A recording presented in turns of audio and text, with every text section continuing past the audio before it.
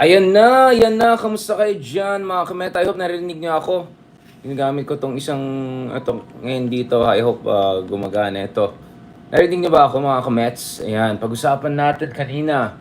May isa pang, at least ex-DDS, how do I put it, nga lumalabas ngayon, nagsasabi na huwag tayong maging kampante dito sa People's Initiative, sa PI na yan, sa PI na na initiative na chacha na yan dahil talagang may balak talaga na i-ram through ito sometime this year at hindi po dapat tayo maging kampante. Pag-usapan natin ito. So actually this person is no less than former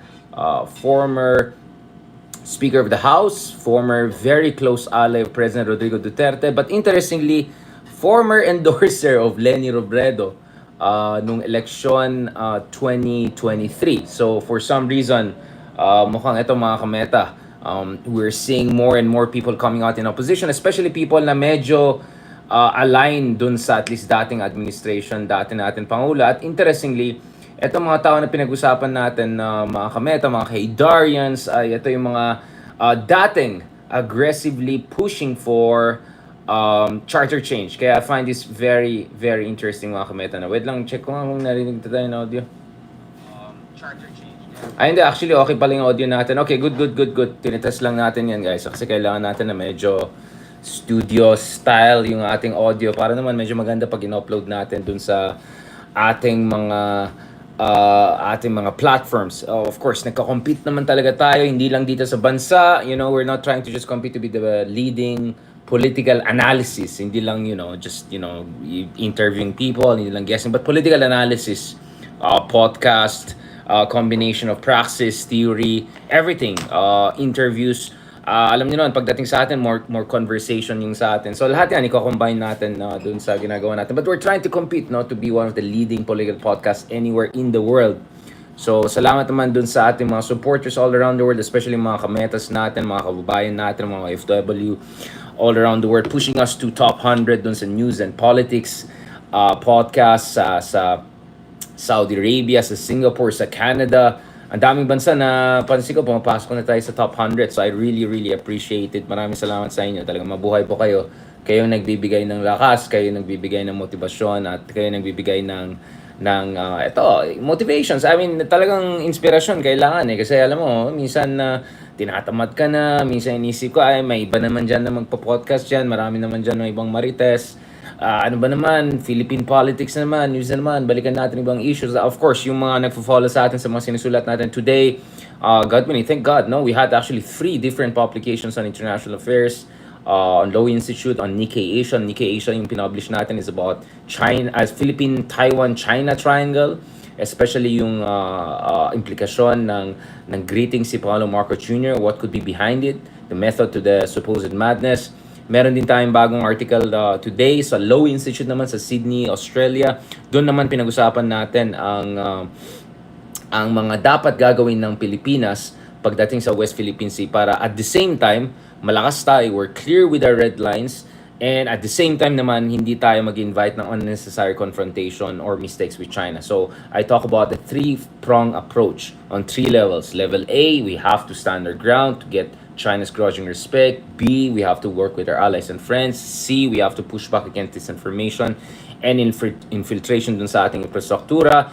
Yung mga Chinese companies na biglang gusto gumawa ng hotel na malapit sa mga base natin ng EDCA, alam na this. Having said that, para sa akin, at the end of the day, we still have to push for diplomatic negotiations with China, but from a position of relative strength. Alright, so I'm for diplomacy, but not Tatay style, not Bara-Bara style, not Utu-Utu style, but from position of strength. So in that sense, actually disagree ako, and this is the content of another article I had today sa South China Morning Post naman, where I argued.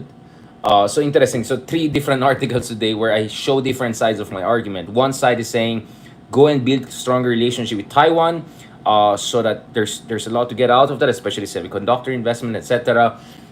Dahil napaka-undertap na relationship ito. Yung second article naman sa Lowy Institute, I talk about how we should show strength and draw the line dyan sa West Philippine Sea. Yung third article naman natin today sa South China Morning Post is, huwag magmaganda sana yung mga ibang politiko.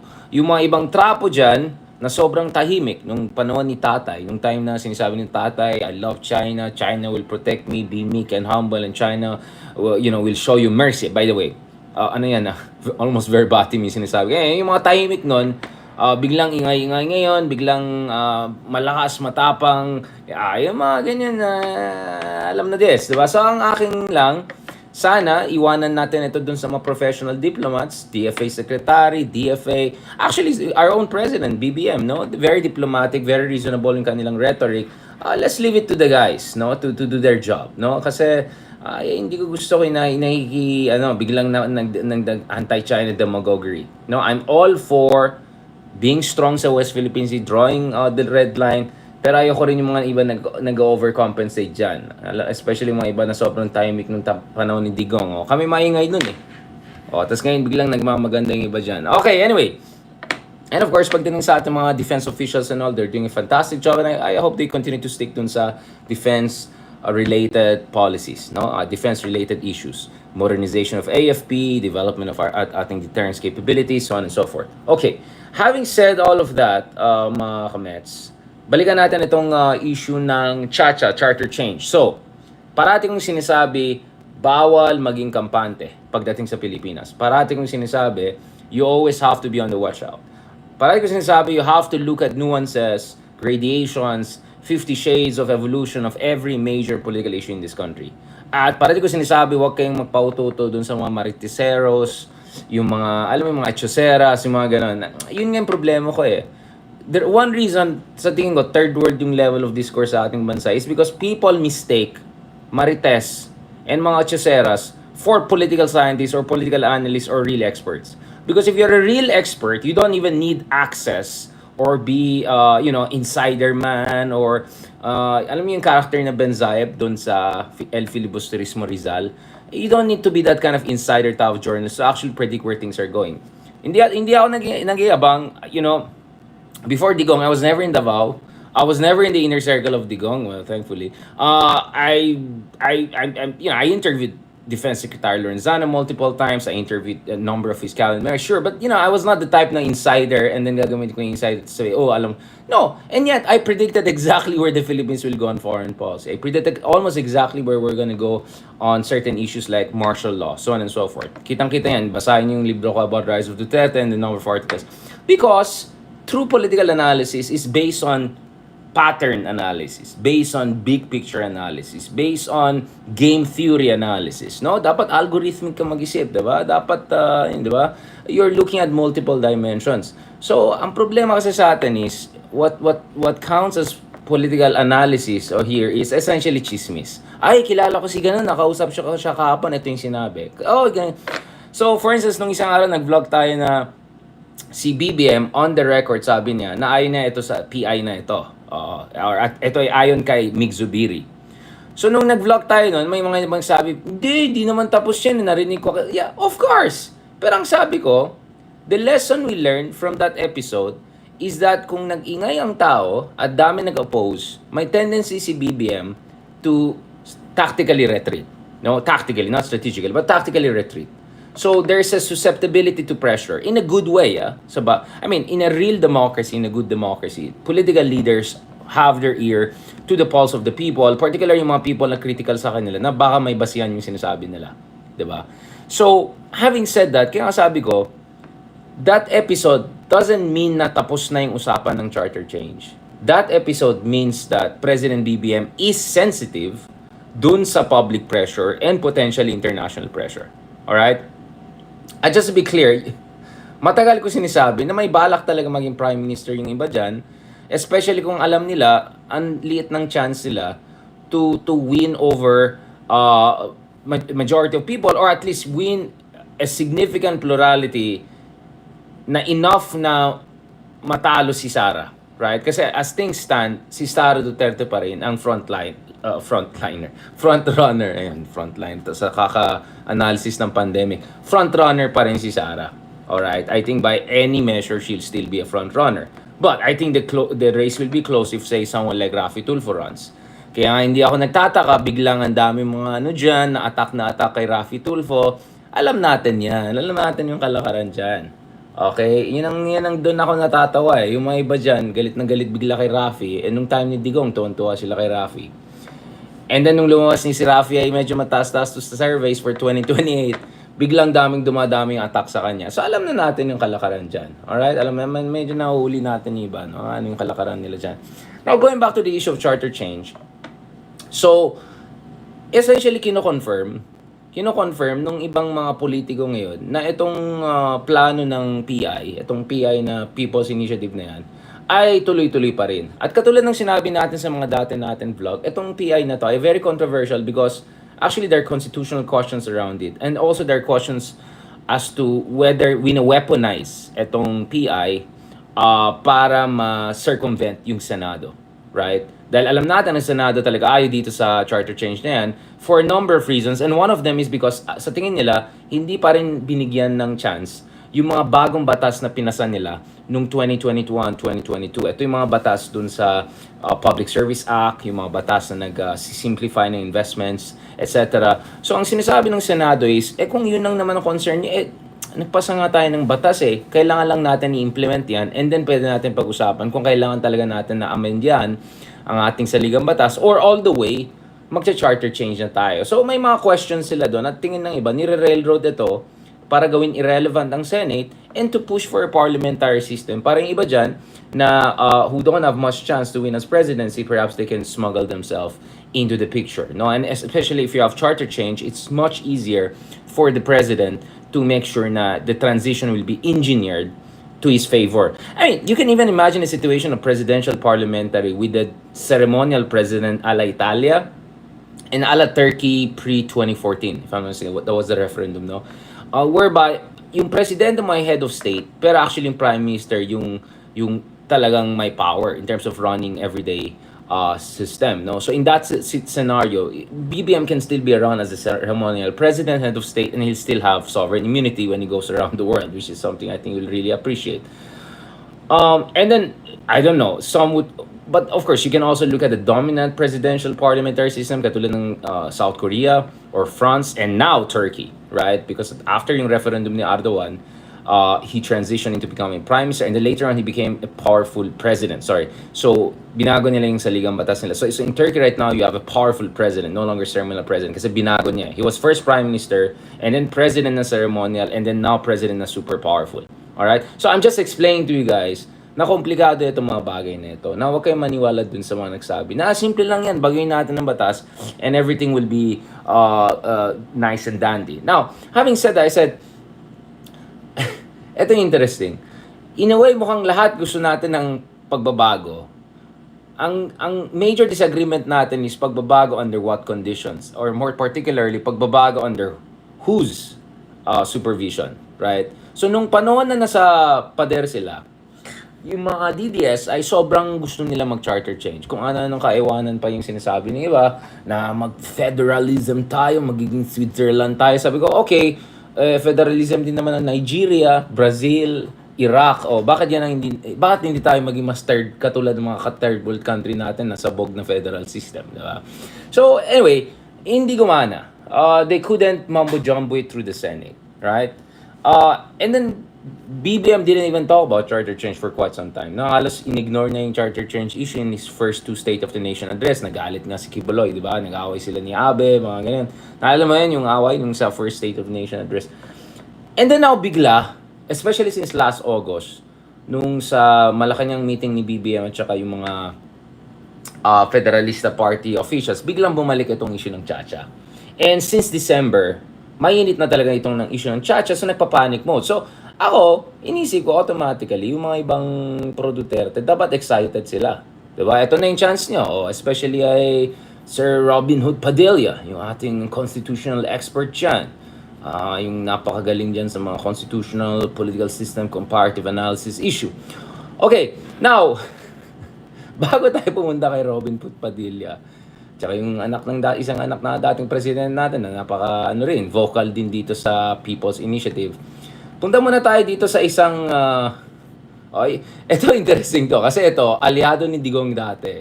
And then inaway siya nila Powerpuff Girls. So alam niyo sila mga Powerpuff Girls. Natanggal siya, nilagay si Arroyo, And then nagkagulo-gulo, ano. And then nung last elections, in-endorse pa niya si Lenny. And then ngayon, hindi ko na alam saan siya, pero in a way, mas malapit siya sa, I don't know, Mindanao, Duterte kind of positioning, right? So, hindi siya makasara, pero makadigong siya. So, ito po yung kanyang interview kanina na I found very, very interesting. So, panoorin natin yan. Doon naman sa mga ka-TikTokers and YouTubers na, don't worry about it, I'll repost this para makita niyo lahat. Pero, I mean, narinig din naman yung mga key points natin dito. Let me bring out this issue. By the way, just to be absolutely clear, everything I say here, hindi ito chismis lang. Lahat yan sinulat natin, including for the leading publications on Earth, right?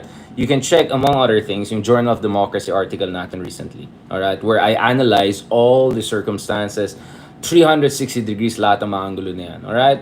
Madali lang, honestly, madali lang mag-vlogger lang na mag-chichismis. Kasi ang gagawin mo lang sa vlogger, pakinggan mo lang ibang vlogger, diba? Tapos gagawa ka ng derivative. Ang daling gumawa nun. But to write legit analysis on legit publications, I'm sorry, that's not easy. It's very, very difficult.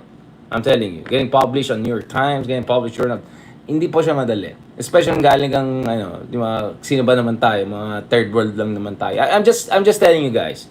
Alright? Madali lang mag-political vlogging. Makinig ka lang sa iba, tapos gawa ka ng kunyari sarili mong analysis para alam natin derivative yan. But to really condense your analysis, look at the process, look at the framework, look at scenarios, and then combine it with your own conversations with people or in knowledge, hindi po madali yan. Alright? I'm just telling you guys how to detect quality, alright? And how to separate ano from ano, alright? Okay, going back to this. Anyway, everything I'm saying here, sinulat ko na yan, so you're more than welcome to go and read my stuff. A lot of them available, I think, hindi naman, for free pa nga yung iba, or at least meron kang one free article, kunyari sa Nikkei Asia, or sa Journal of Democracy, pwede yung online nila, I think, for free. So, go ahead, please, check it. And obviously, I'm also working on a book on the return of Marcoses. So, kung may libro tayo ay kay Duterte, dapat meron din tayo kay BBM. So, lahat ng mga sinasabi natin yan, ipuput natin together. Now, balik tayo dito kasi otherwise baka mag-Maharlika style ako pag-usapan natin yung Chanel. Ayan, okay na pala si Sir Ruben Caranza. Okay, tuloy pa rin interview natin. Sorry kasi hindi, pag-usapan na ICC. Great. Talk to you in 15 minutes. See, guys, lahat na lang ginagawa ko sabay-sabay ko lahat. Okay, in 15 minutes. Ay, nga pala, iba pala yung time sa US. Ay. Oops. Wala. Okay, sorry Wala, okay. Grabe, di ba? Wala akong production team sarili. Ako nag-organize, ako nagsi-set up, ako nagte-transition. Okay, lahat na lang, sige. Kailangan kumayo tayo. Okay. Balikan natin itong issue na ito, mga kamets. So, I'm talking about Pantaleon Alvarez, alright? A big wig from, a big politico from Mindanao, someone who's a political survivor in many sense, someone who's shown his astuteness, someone who's shown his vulnerabilities, and someone who's shown his card, and at the same time, his very strong opinion on state of affairs. So, ito yung gusto ko ipa-check sa inyo, mga kamets. Ilabas lang natin to Okay. Akala ko nilabas ko yung mga games natin dito. Sorry. Nagpapaset up ako ng games dito Wala. Hirap na hirap mag-set up ng games dito sa PC. Ito. Okay. Nahanap ko na. Ito na.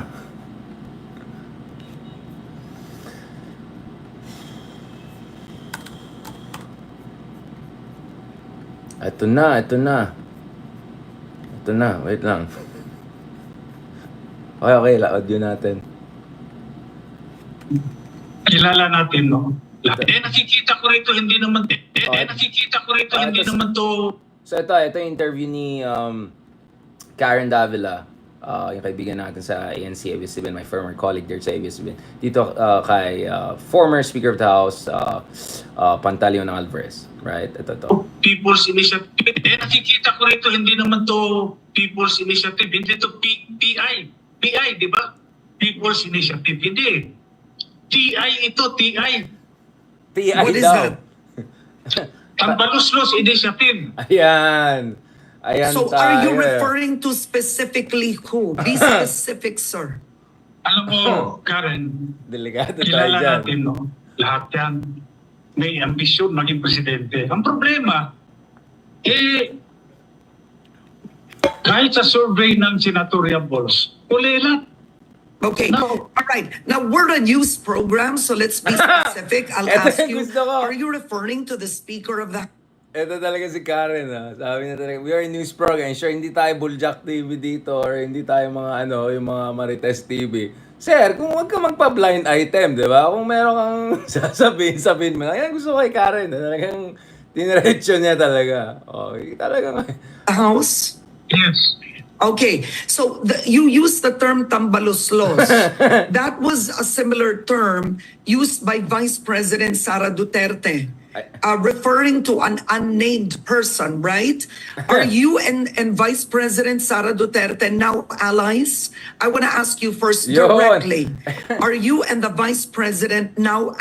Oh, di ba? Remember, sinabi ko sa inyo, dating, nung Speaker of the House, ito si Pantaleon Alvarez, di ba? Speaker of the House si Pantaleon Alvarez. Pinatanggal siya ng Powerpuff Girls. At alam niyo, isa doon sa Powerpuff Girls na yan, di ba? Ay si, ay wait, nawala pala. Ba't siya nawala? Ay, shock, sorry. Ulitin natin, guys, Anyway, sayang. Kailangan ko i-record kasi yan, guys. Sorry, pasensya na. Kaya nga gusto ko na may backup tayong ganun. Kung nagka-technical problems tayo or something like that, at least pwede kong ulitin na. Ulitin natin na. Sa sobrang natawa tayo, tuloy. Nakat tayo. Ito. Ayan, inaayos pa natin may ibang charot natin. Okay. Okay, ito. Ayusin natin to. Go na tayo. Nangyari na. Nagka-leche na. Okay. Anyways, please stick around kasi mamaya interview din natin si Attorney Ruben Carranza. Pag-usapan natin yung ICC issue and also yung ICJ issue. Isang malaking bagay dyan. Alright? Ito ayusin ko lang to. Thank you dun sa mga kameta natin na nag-point out na nag-disconnect pala tayo dito sa kabila. Okay, ulitin natin na ano to? Makasaysayan to. Alright.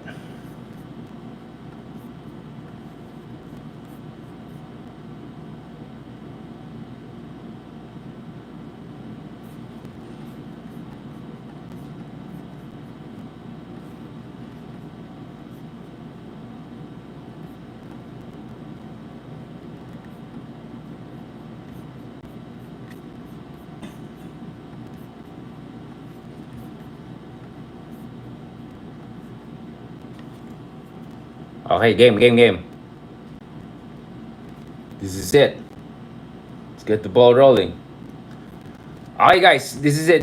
Balikan natin ito. Straight to the point na tayo. Ito na, pag-usapan natin itong tambaloslos context. So kanina dun sa, pre-vlog natin, pinag-usapan natin yung buong konteksto na itong discussion na ito, anong relevance nito. At matagal ko sinasabi na may iba dyan, may balak maging Prime Minister. At may iba dyan may interest na magpupush tayo for a parliamentary system dahil nga about calculus about 2028 or at least based on our understanding of what 2028 could look like, alright? Medyo debatable yan. Okay, ito. Pag-usapan natin ito, mga kameta. Importante ito. Okay? This is very, very important. So, as you remember, si Pantaleon Alvarez was the former Speaker of the House. And one of the reasons why it's hard to forget him is because of what happened during the, if I'm not mistaken, third State of the Nation address of President Digong when nagkaroon ng legislative coup, congressional coup, na temporarily, natanggal ito si Pantaleon Alvarez, si Arroyo pumasok, and then parang nire-reverse, and then eventually si Arroyo naging Speaker of the House, and then natanggal ulit. Naalala niyo yung gulo na yan, right? During the time na yan. Now, obviously, may pakanan daw dun sa pagtanggal kay Pantaleon Alvarez ay mga tinatawag na mga Powerpuff Girls. So, alright, may mga 3 powerful women dyan. And of course, one of them is allegedly the current Vice President. Now, dito sa interview, makikita natin yung changing of alignments and realignments dito sa politika natin. This is something important because if you remember, si Pantaleon Alvarez actually endorsed Lenny Robredo dun sa last year's elections at hindi niya in-endorse yung Uniteam, probably it had to do also about that whole Powerpuff Girls and the whole coup situation. But now, medyo iba na naman yung inip ng hangin. Alright? Allies. Okay. Nakikita ko rito, hindi naman to People's Initiative, hindi to PI. PI, di ba? People's Initiative, hindi. TI ito, TI. What is that? Tambaloslos Initiative. So are you referring to specifically who? Be specific, sir. Alam mo, Karen, kilala natin, no? Lahat yan may ambisyon maging presidente. Ang problema, kahit sa survey ng senatorial polls, kulelat. Okay. No. All right. Now, we're a news program, so let's be specific. I'll ask you. Yan ang gusto ko kayo. Parang, sorry hindi ito buljakan hindi ito medyo mag blind item, alright? Okay. Pag blind item, showbiz na yan masyado, okay? Let's go straight to the point. Are you referring to the Speaker of the House? Yes. Okay. So you used the term tambaloslos. That was a similar term used by Vice President Sara Duterte, referring to an unnamed person, right? Are you and Vice President Sara Duterte now allies? Yun. I want to ask you first directly. Are you and the Vice President now allies? We have not talked yet, no? Pero Karen, if you will ask me if I will support her, categorically yes, I will support her. For one reason, she is from Mindanao. No matter what happens, her heart is still a Mindanaoan. All right. Okay. So let's move forward. So you say you haven't spoken, but you will support the Vice President. So do you believe then what you were saying is the People's Initiative? Is it a People's Initiative? And you believe it is instigated by the Speaker? Is this it? Yes, I believe so. Okay, but what proof do you have of that? It's been denied over and over by the majority. All right. Okay. So let me just go straight dun sa article and all for you guys to para we can go into this.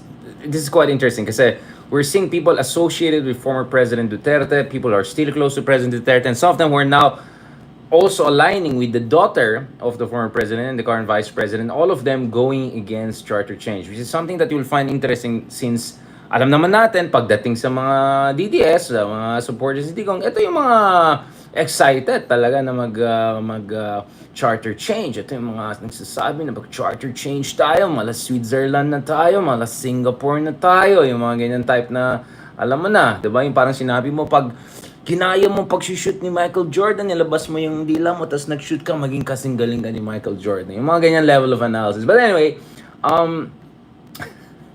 ito. So, pag-usapan natin ito, okay. So, Davao del Norte, first district representative.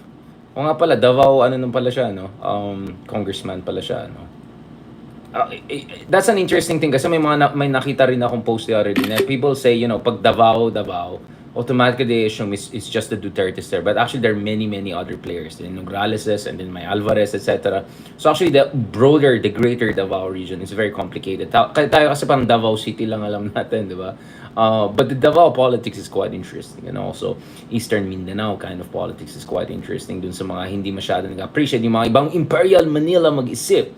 Yan, yung mga ganun. Alright?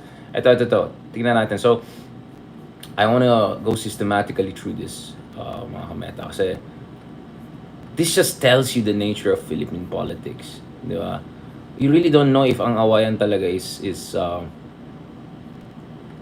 ang awayan sa Pilipinas ay prinsipyo, argumento, or interest man lang. But, I find it still interesting. Alright? Even if it may be just about interest, it's still interesting, inip ng hangin. Umiiba na naman. Okay, ito. So, Davao del Norte, First District Representative Pantaling Alvarez on Monday said na hindi siya, wala siyang tiwala dito sa ongoing efforts na amyendahan yung ating saligang batas. So in that sense, he joins President of the Senate, Mig Zubiri, who also rejected the People's Initiative.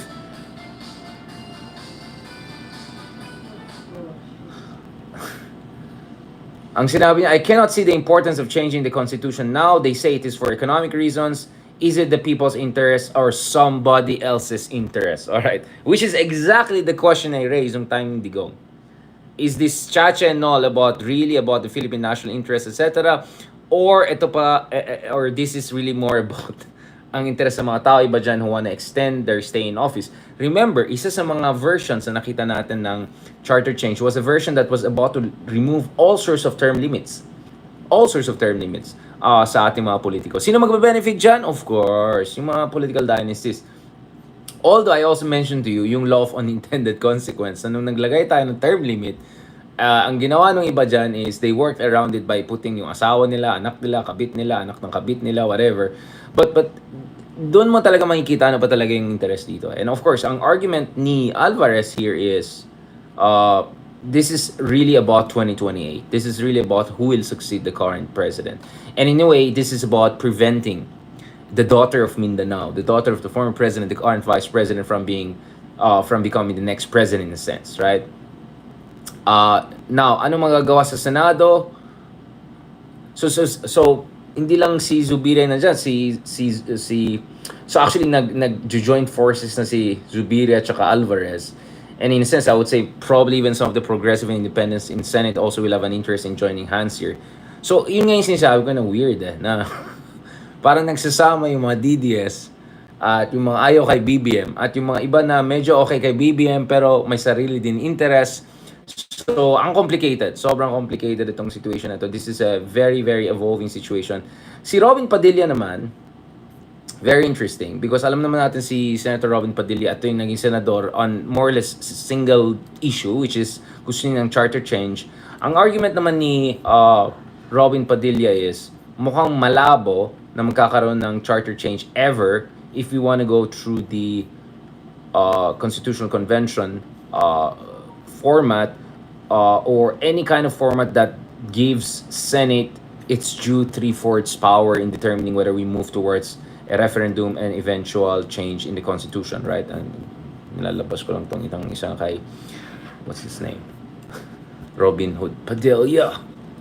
Sabi niya Robin Hood daw tawag sa tawag natin sa kanya. Okay. Ito Guys, the reason I am posting it here, I know it slows down the discussion a lot, but it's because I want to tell you guys, and when I discuss something, it's based on available evidence and discussions and exact quotes there. Ayoko yung style na you know, I mean, the other day, I just went, straight 30 minutes, 1 hour, no problem. We can talk about issues, no? Especially when it's about my take. But here kasi, not only is it a sensitive issue, it's a very important issue, and we want to be as factual and accurate as possible. So ito yung huling major statement ni Robin Hood Padilla dito sa issue na yan. Walang chance yan dito sa Senado. Kaya nga, ang sinasabi ng House ay mag-People's Initiative tayo Kasi wala yan dito. Hindi yan sisikat dito.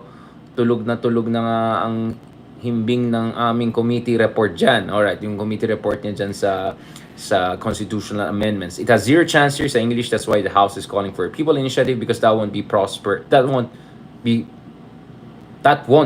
here. Mali naman tong. Our committee report is on the matter is sound asleep. Alright. Dadalhin natin sa taong bayan at sa bawat distrito at kapag nakukuhan tayo 12% sa voting population ng Pilipinas, pwede yan isama ng Commission on Elections sa election kung iraratify natin yan. And then after that, you'll have a Constituent Assembly, the CONAS, to determine the final version of a new constitution. Alright? So, in a way, you can see that Robin Hood Padilla is kind of okay with it, but I just don't see him going all the way 100% supporting this like the other people. I believe that if congressmen supported the People's Initiative because it is their district, it would be easy. That's all we need. If you use the People's Initiative, we won't need Congress. It will go directly to the COMELEC. If it gets 12% of the vote, then it will be included in the 2025 ballot. Ito yung magiging essentially for ratification na yan, referendum. If we wait for Congress, it won't happen. It's just pure talk in here. So, essentially, nag-give up na si paring Robin Hood Padilla dito sa Chacha through normal channels.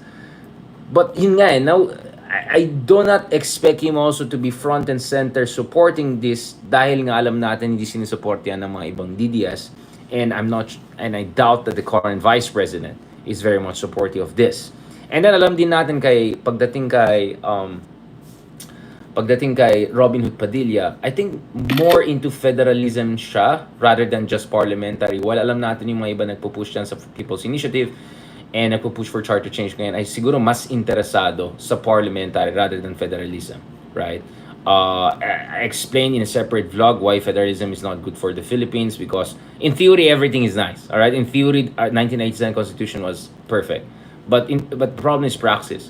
And for you to know how it operates in praxis, you don't talk to lawyers, you talk to political scientists, you talk to economists, you talk to public administration experts, and anyone will tell you that in a situation whereby may federalism tayo, halos sigurado na ang mangyayari dyan is lalakas lalo yung mga trapo, warlords, dynasties dyan sa mga iba't ibang probinsya around the country, dahil halos magkakaroon sila ng king level power. At yung Imperial Manila na parati natin sinisisi sa mga kalokohan, let's not forget na Imperial Manila in many occasions is actually funding yung mga deficits sa tax collections ng mga ibang LGUs. Let's not forget na it had to be Imperial Manila which had to step down nung nagkaroon ng Mamasapano massacre. Kasi hindi ka pwede umasa sa mga local na korte, local na police dun sa mga ibang lugar na totally hawak ng mga warlords. Hindi lang political lines, total warlords. Hindi na natin kailangan pangalanan. Alam niyo na sino mga yan. So, I have serious issue with federalism. In theory, I said I'm okay with parliamentary, but it has to be properly scrutinized, etc. So, let me end on this note. I think the best way to understand anong dapat maging approach natin dito, ang point of reference ko dito is yung Maharlika Fund. Alright? So, alam ko maraming nanonood dito ay hindi masyadong believe dyan sa Maharlika Fund, to put it mildly. Yung iba dyan sobrang critical, yung iba dyan worried na yung Maharlika Fund ay gagawin 1MDB style yung Malaysia na corruption scandal. But this is what I'm gonna say. Yes, in theory, I have some questions with Maharlika Fund. And then considering, of course, yung, alam mo na, kasaysayan ng mga iba dyan, ibang pamilya dyan, parang, I'm not sure about that. Knowing also the weakness of ating institutions, corruption sa itong bansa. Yes, but having said all of that, you have to be, pag nagpo-political analysis ka kasi na totoo, hindi ka pwede maging wishful thinking. Hindi ka pwede maging normative. Of course, ako, bilang isang, idealistic person, of course, may mga mungkahi ako, may mga conviction ako sa buhay, may mga ganun. At the same time, pag nagpo-political analysis ka, you have to look at things as they are. So, ang basa ko dito is, for a moment, if put aside natin yung questions of value judgment, whether good is good or bad, if you look at it from a policy analysis point of view, ang basa ko dito sa Chacha is that we can learn a lot from the Maharlika Fund episode. Because if you look at yung pinakaunang version ng Maharlika Fund, and then titignan mo yung evolution ng Maharlika Fund, yung mga binago nila, kunyari, nung una gusto nila ilagay yung SSS, gusto nila ilagay yung pension funds, GSIS, ganun. And then kung titignan mo yung mga provisions nila dun sa, for instance, nung sa una, I think yung presidente ang mag-supervise. And then tinanggal nila yan. And then pinalitan nila yung governance structure ng Maharlika Fund. So if you look at the final version of Maharlika Fund that came out, it may not be still good for many people. Many people are still critical of it. Many people may question whether it's needed. But if talagang desidido magpachacha yung kasalukuyan na administration, and I suspect they'll be even stronger after midterm elections. So they'll have the numbers for that. They have the momentum for that. And hindi maging mahirap yung kuha ka ng 12% of the population. Madali arrange yan actually if you look at the state of play. Then ang dapat strategy mo dito is sabihin mo, okay, even if hindi natin ma-stop, mahinto itong Chacha movement na yan, ang pwede natin gawin is at least siguraduhin natin na yung final version na Chacha na lalabas ay hindi yung pinaka-questionable, pinaka-problematic. Is-scrutinize dapat yan. You have to push back against that. You have to make sure na matatanggal yung mga mumbo-jumbo at scrutinize na mabuti para if ever magkakaroon ng charter change, this is something na more reflective ng ating interest. Oy, JTS, alam ko troll ka, umayos ka dito Don't waste my time here. Oy, mga kabubuan na ganyan. Ayan na naman tayo Guys, we're having a proper discussion. Kung hindi kaya na i-process ng nyo, di umalis kayo dito, di ba? Hindi naman kailangan Okay, umayos kayo dyan. Anyway, balikan natin ito. Yan ang problema kaya nga hindi tayo umangat. Dahil pag may nagsasalita ng matino, ay tatroll lang natin ganun. Umayos kayo dito. Hindi, ito balikan natin to. So, for me, my sense is, pagdating kay BBM, susceptible siya sa pressure at may kinig yan talagang organized kaya i-push back against it. So, even if hindi mawawala itong PI na ito, hindi mawawala itong Chacha na ito, at least there's a big chance na yung final version ng Chacha ay mas malapit dun sa nararapat sa ating bayan kaysa yung hindi. Because, katulad ng discussion natin Leloy kagabi, mukhang inevitable na at some point there'll be some sort of constitutional change. Siguro amendment, if not total charter change. So the best thing you can do right now is to push for the least bad version, if not a really good version of that. Kaya instead na maging cynical lang tayo, or maging complacent. So neither cynical nor complacent. Right? Ang kailangan natin gawin dito is to scrutinize it, push back, organize, and make sure if Chacha happens, at least it's not a really bad Chacha. And hopefully, a good Chacha for our country. On that note, thank you very much. Maraming salamat sa lahat ng mga nanonood sa atin. Ba't yung mga troll dyan na iba? May says kayo dyan. Yung mga... Tapos na yung time ni Digong. Laos na kayo. Okay? Laos na kayo. Okay? Yung mga iba dyan, laos na kayo. Yung 6 years na try nyo i-troll kami. Wala rin eh. Laos rin naman kayo. Tapos magsasayang lang kayo ng oras ko dito. Alright. Alright. Salamat sa mga supporters natin. Sa lahat-lahat na nagmamahal sa atin. Please,